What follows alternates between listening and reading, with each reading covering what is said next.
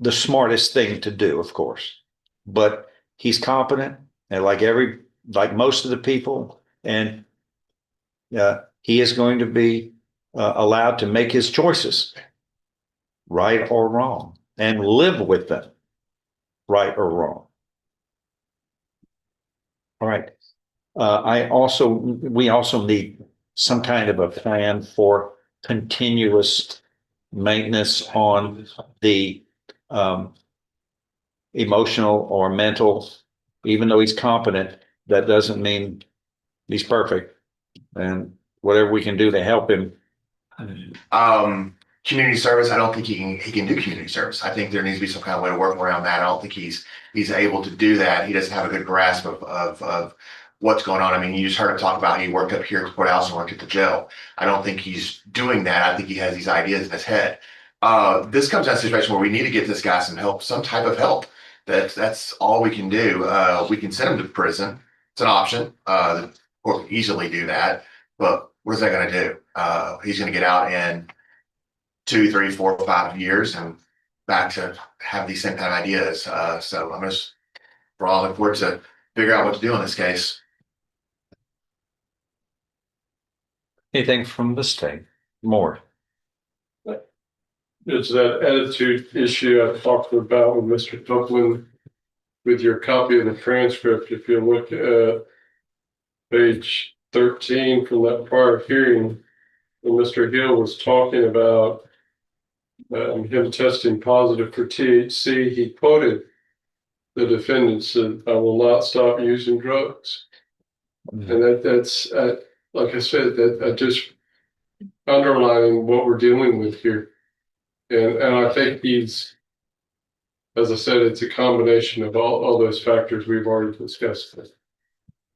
Well, what are you asking?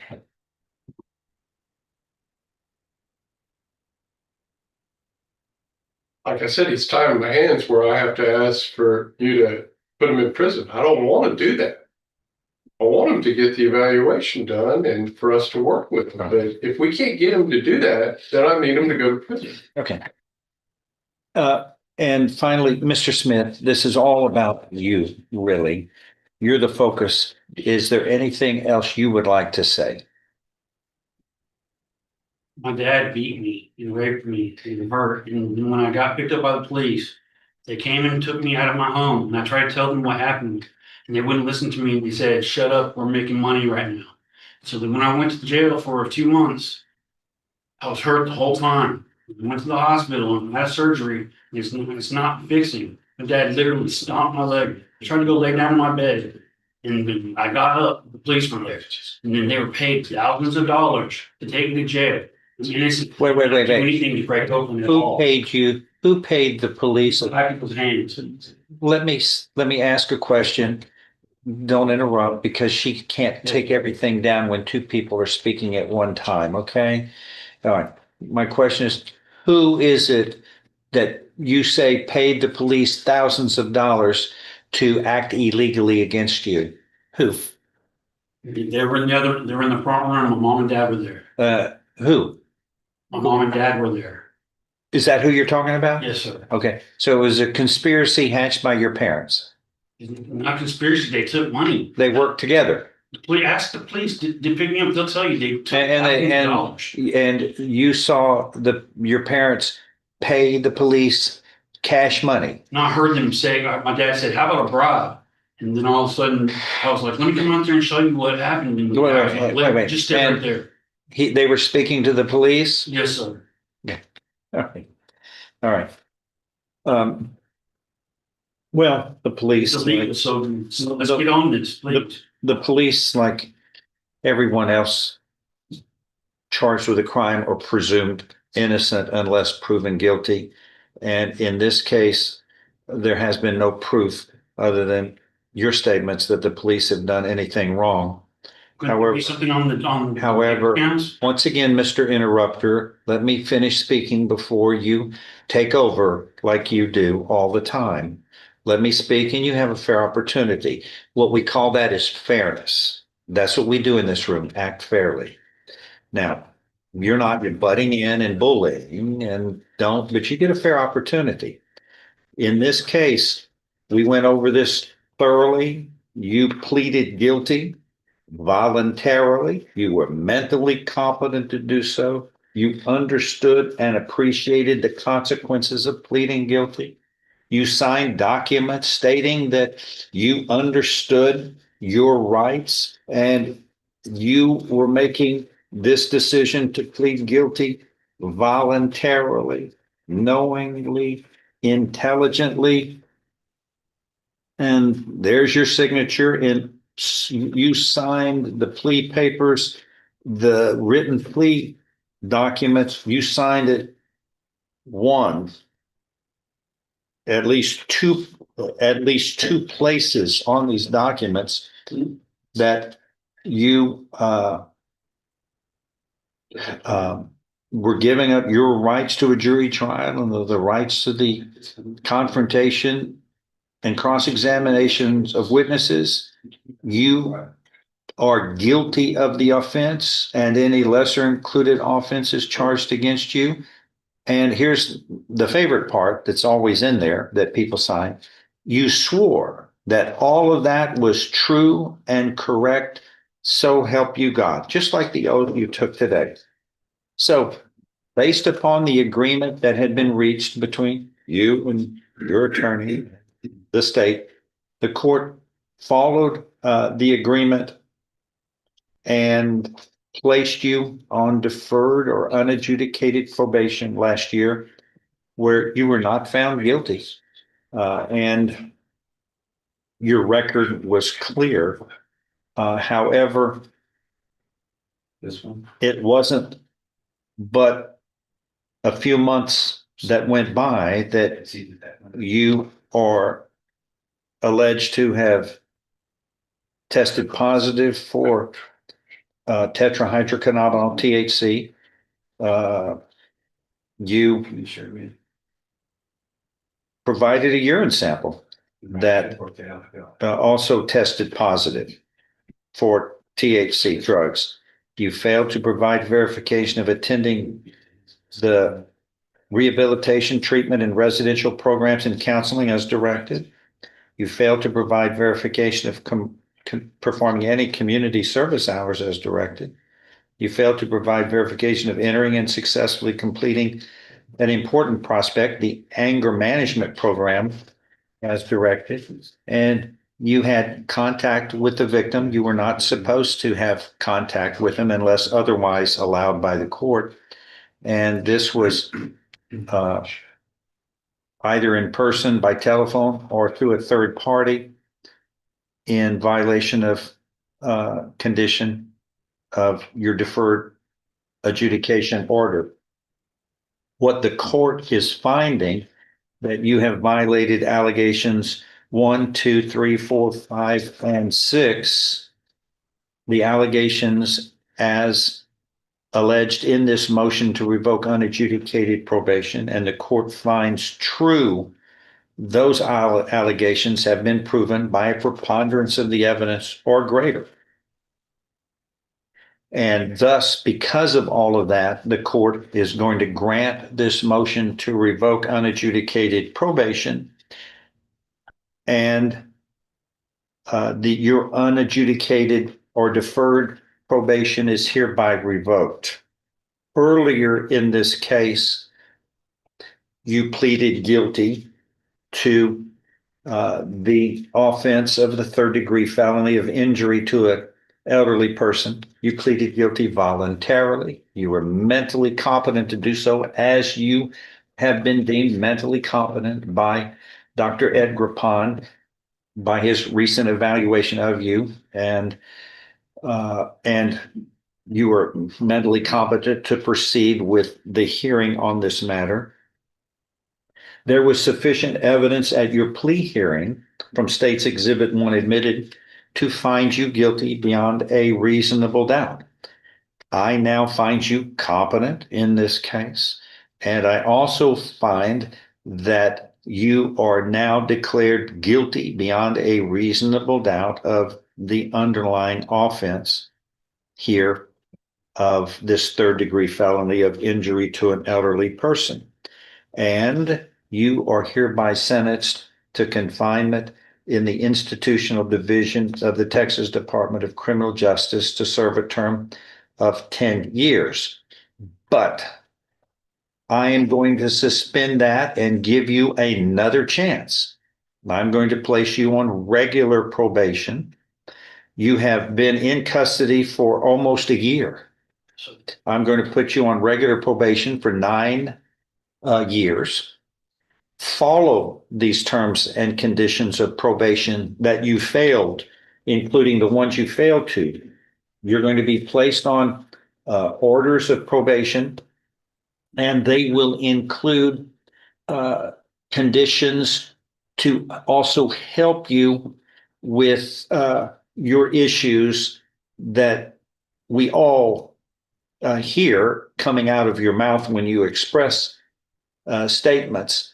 And Dr. Ed Rapon is one of the finest psychiatrists in the land, and he knows how you act and how you answer questions, and he declared you competent nonetheless. I trust that what we have here is some issues that you need to address that don't rise to the level of incompetency or insanity, but still are issues that need to be addressed to help you complete your probation without revocation. If you fail, your probation can be revoked and you can be sentenced up to 10 years in prison.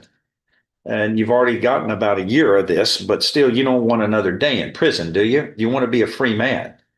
I'm sure we all do. But you've got to follow these conditions, and the conditions will include the similar conditions that you failed on. Don't use drugs unless you any controlled substance unless otherwise allowed by the courts. Make sure that you attend your meetings with the probation office, and I want some kind of program from the probation office that can help him regularly touch base with guidance on his independent living, because I get the feeling that living with his parents does not work well.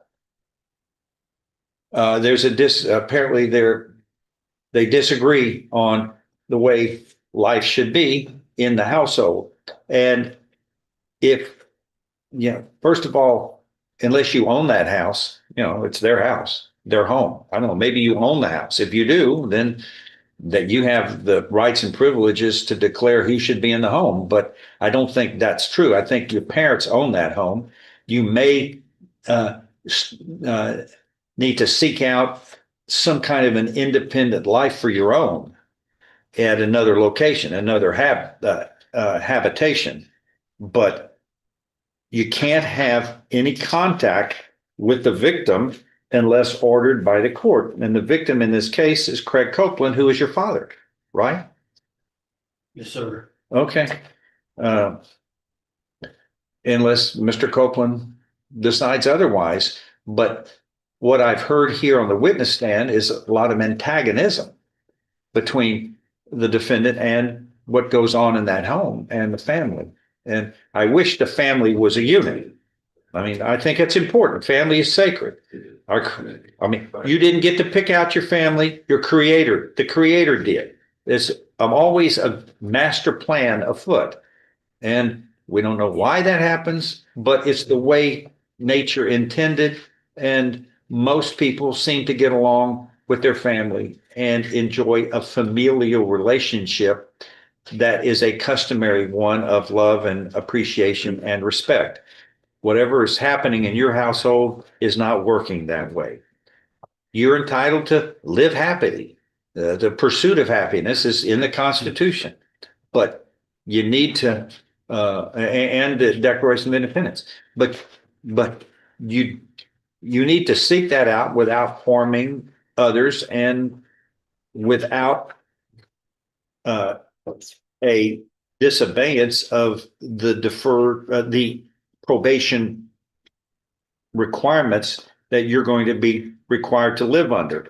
There are 35 conditions of probation here.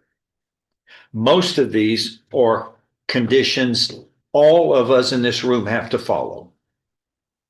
We're beginning with 1, don't commit an offense. That's what we all must do, or else we get in trouble. 2, avoid injurious or vicious habits. All of us should be doing that. Don't associate with disreputable people. All of us should be doing. And it goes on and on. It's a blueprint for proper behavior. And if you fail, you'll be back in front of this court, and the court can consider revoking your probation and sentencing you to prison, which I'd rather not do. I'd rather you go out and live a happy, independent life without trouble, without problems, and be happy, not unhappy. Only you can figure out what makes you happy or not. But you also are free to make the wrong decisions as well as the correct decisions. Correct decisions reward you, wrong decisions punish, and that's for all of us. If I follow through and sign this order of probation, do you promise you will do your best to follow these terms and conditions of probation? Yes, sir. All right, do your best. What do you intend to do about living? Where would you live? I'll have my money. Mom has all of my money. Okay. All right, John, as his attorney, can you figure out what is actually financial means he is entitled to? And the court can make orders if necessary to enforce that, but I want it verified before I start signing anything. And we could have a hearing on it, and they could be required to come up and show proof, and he's got the, I mean, they're presumed innocent too, so Right. the burden of proof is going to be on the asserting party, him. But if it's his, he's entitled to it, and he's declared competent, and he shouldn't be kept away from it. And if we're competent, we're all entitled to frivolously misuse it, which isn't the smartest thing to do, of course. But he's competent, and like most of the people, and he is going to be allowed to make his choices, right or wrong, and live with them, right or wrong. All right.